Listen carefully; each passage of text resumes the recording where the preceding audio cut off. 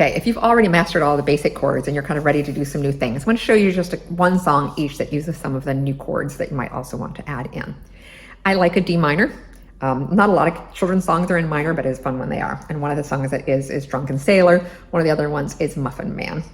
So we're going to do a D minor. So for a D minor, we're going to put that first finger on the first fret of E, and then finger number 2 on the second fret of G, finger number 3 on the second fret of C.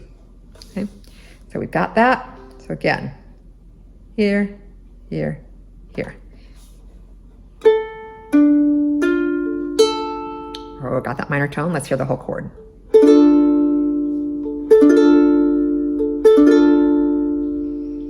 Okay, so let's do Muffin Man, which uses C, D minor, and G.